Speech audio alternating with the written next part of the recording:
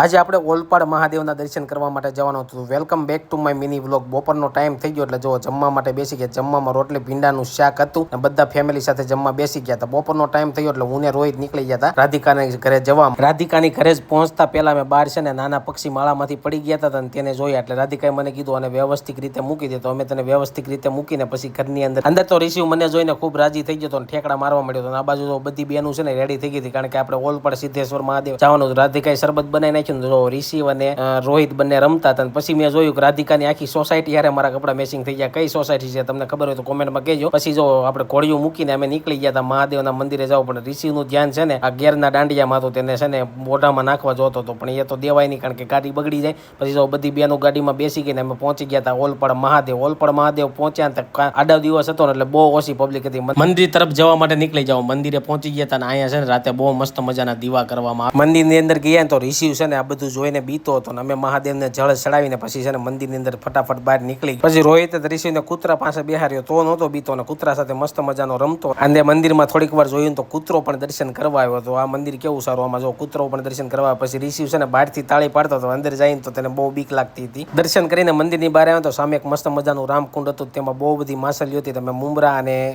કળી નાખીને માછલીઓને ખવડાવ્યું. પછી અમને પણ ભૂખ લાગી ગઈ. જો સમોસા અને ખીચું લઈને થોડોક નાસ્તો કરી લીધો. પેટને ટેકો પણ દીધો. પછી ઘરે પહોંચી ગયા હતા રાધિકાને. હવે કે રિશિવ મારે ગાડી આપી છે તો રિશિવને બે હતી તો રિશિવને ગાડીમાંથી લઈ લઈને એટલે રોવા મળ્યો. પછી પટેલ છે ને સાંજે અમને બધાને હોટલમાં લઈ ગયા હતા. જો બધા લોકો છે ને ખાલી મેનુની જ વાટ જોતા હતા. બધું મગી લીધું હતું. ગોટાળો આવી ગયો, પેપર આવી ગયો તો ઘણા લોકોએ મૈસૂર મગ્યું હતું. આ વિડીયો સારો લાઈક શેર ફોલો કરી દેજો. આવજો. જય માતાજી.